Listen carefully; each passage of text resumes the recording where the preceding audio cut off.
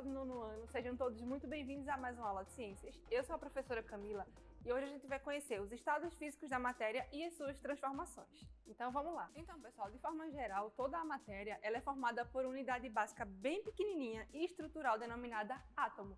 Nessa imagem a gente consegue ver um copo com água bem ampliado, tem vários círculozinhos, no caso são vários átomozinhos, certo? A gente vai conhecer melhor a estrutura de cada um deles mais na frente. Mas para agora o que interessa é que esses átomos, eles se agrupam, eles se unem e formam as moléculas. E aí essas moléculas, elas mais uma vez se agrupam, se unem e formam as substâncias. E aí essas substâncias é o que dão as características de cada matéria. Por isso que cada matéria apresenta uma característica e outras apresentam outras. E aí, partindo disso, os estados físicos da matéria, né? Os materiais eles podem ser encontrados em diferentes estados físicos. Eles podem ser sólido, líquido e gasoso. O estado sólido é quando as moléculas constituintes da matéria estão em um estado de agitação baixo. Nessa imagem aqui, ó, nesse cubo verde com roxo, a gente observa que essas bolinhas, cada bolinha dessas seriam os átomos. Eles estão organizados de forma que estão bem juntinhos. Por isso que o estado ali é sólido. A gente não consegue, né, mudar ali. Nessa imagem ao lado a gente consegue ver, né, o verde e o roxo, eles estão bem juntinhos, bem próximos. Então ali é difícil você separar um do outro. E aí, quando é que a gente diz que uma matéria está no estado sólido? Quando essas moléculas, né, esses átomos, eles podem ser encontrados mais moléculas, mais átomos em menos espaço físico. Dessa forma, eles estão mais concentrados. E aí essas matérias no estado sólido possuem uma forma e um volume fixo, né? Um volume e uma forma que a gente não consegue modificar com tanta facilidade, devido a essa organização das moléculas e dos átomos. Já no estado líquido, o que é que acontece? Ocorre quando as moléculas já estão um pouco mais dispersas em relação à mesma matéria do estado sólido. Então, nesse caso, a gente tem as moléculas um pouco mais separadas, um pouco mais dispersas. Então, a gente já consegue modificar aqui o formato dessa matéria, ok? E aí, substância no estado líquido tem volume fixo, porém a sua forma pode variar. Por exemplo, o óleo. Se eu colocar um pouco de óleo num copo, vai estar lá, ele vai ter o formato daquele copo. Se eu colocar na garrafa, a mesma coisa. Se eu colocar numa panela, a mesma coisa. E aí não só o óleo, mas aqui na imagem ao lado, o refrigerante, dependendo do recipiente que eu adicionar, ele vai ele vai ficar na forma desse recipiente. O mesmo acontece com a água, o vinagre, né? E todas as outras matérias também no estado líquido. E agora no estado gasoso, o que é que acontece, né? No estado gasoso, as partículas que formam a matéria estão bastante afastadas e dispersas no espaço. A gente consegue ver, né, nesse gifzinho, nesse videozinho, essas moléculas seriam as moléculas da matéria e elas estão bem afastadas e se movimentando o tempo inteiro. Então é basicamente dessa forma que o gás ele é representado. E aí, por isso, elas podem ter uma forma e um volume variável. Então a gente não sabe determinar a forma de um gás e aí o volume de um gás vai depender do recipiente onde ele está. Então a gente tem exemplos de gás no nosso cotidiano. O oxigênio, quando ele é envasado e utilizado principalmente em hospitais, nesse período de pandemia, né, da Covid-19, a gente pôde observar em alguns lugares, por exemplo, que faltava oxigênio, é justamente o gás oxigênio que a gente respira envasado dentro de grandes cilindros. E aí esse oxigênio, né, ele cabe ali dentro desse cilindro. Outro exemplo, o gás de cozinha, que a gente utiliza para cozinhar. E por fim, aí tem o aerosol, que é quando a gente espreia ali e sai um gás. Então, são exemplos clássicos de gás no nosso cotidiano. E aí, essas mudanças de estado físico, como é que elas acontecem, né? Existe, por exemplo, a água, que ela consegue, ao mesmo tempo, existir nos três estados físicos diferentes, sólido, gasoso e líquido. E a influência de fatores externos, como pressão e temperatura, fazem a matéria se apresentar ora em um estado, ora em outro. Por exemplo, a água, ela consegue às vezes ser um gelo, às vezes ser água líquida, às vezes ser vapor de água, isso graças a essas condições externas, ok? E as mudanças de um estado físico para outro recebem denominações específicas, que são essas que a gente vai conhecer agora. A gente tem aqui como principal representante a água, certo? A água no seu estado sólido, no seu estado líquido e no seu estado gasoso. A mudança de estado sólido para o estado líquido é denominada fusão.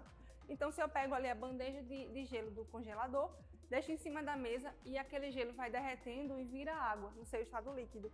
Então ali aconteceu um processo de fusão, quando uma matéria deixa de ser um sólido e passa a ser um líquido, ok? E agora, quando a matéria deixa de ser um líquido e passa a ser um vapor ou um gás.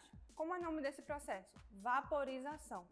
E aí, vaporização, se eu pego um pouco de água, coloco na panela e boto para ferver. Quando começa a sair aquela fumacinha, ali está acontecendo um processo de vaporização. Por quê? Porque a água está deixando de ser líquida e está passando a ser vapor. E quando acontece o contrário? O nome desse processo é condensação. Por exemplo, eu boto a panela para ferver, mas eu ponho uma tampa em cima.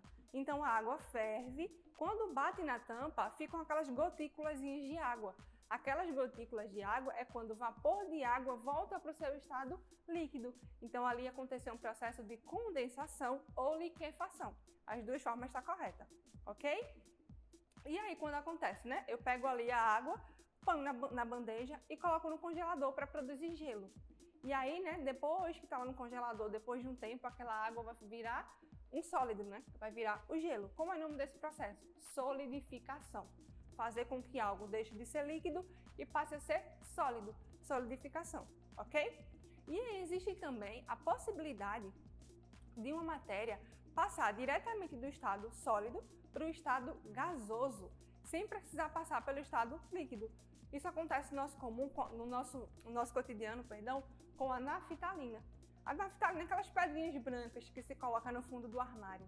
A gente coloca lá e elas passam a ser um gás sem passar pelo estado líquido. Então ali acontece um processo de sublimação. Pode ser do sólido para o gasoso e pode ser do gasoso para o sólido. Os dois têm o mesmo nome, certo? O ponto de fusão é a temperatura exata em que uma substância ela muda do estado sólido para o estado líquido, certo? E o ponto de solidificação é o contrário, quando ele passa do estado líquido para o estado sólido.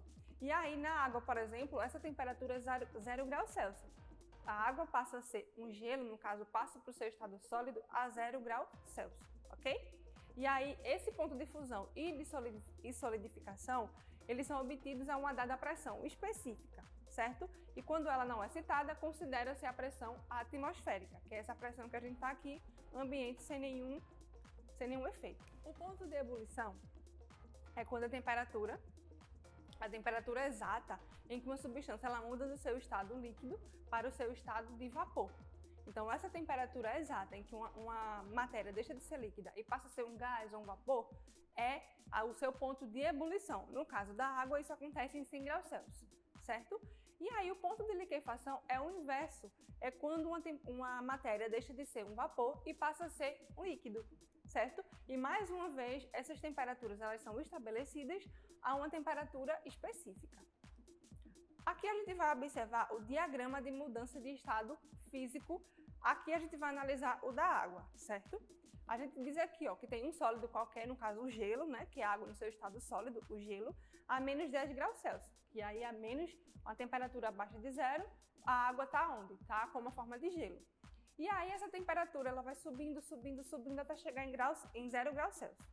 Em 0 graus Celsius, enquanto tiver ali 0 graus Celsius, a água ela vai estar no seu estado sólido e no seu estado líquido ao mesmo tempo.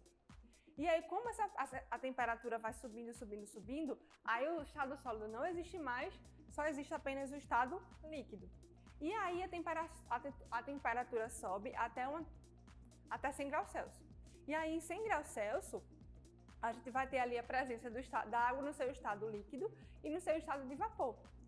Até que a temperatura passe de 100 graus Celsius. E aí não vai mais existir o líquido, apenas o vapor. Então, esse é um diagrama de fases, certo? De acordo com a temperatura que for subindo, aí as mudanças de fase elas vão acontecendo. E se as temperaturas for descendo, a mesma coisa. Vocês me viram falando de vapor e de gás. Mas será que eles são a mesma coisa ou são coisas diferentes? A gente diz que vapor é o estado físico de uma matéria que, em seu estado natural, ele é um sólido ou um líquido. O seu estado fundamental, ele é um sólido ou um líquido, e aí quando é aplicada ali uma pressão ou uma temperatura, ele passa para o estado gasoso, então ele vira um vapor. Já o gás é um elemento que, no seu estado fundamental, ele já é um gás.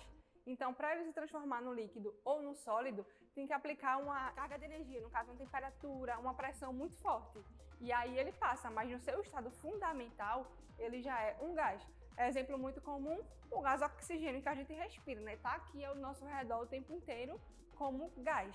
Se a gente quiser transformar ele em líquido, a gente vai ter que aplicar uma pressão e uma temperatura específica para que isso aconteça.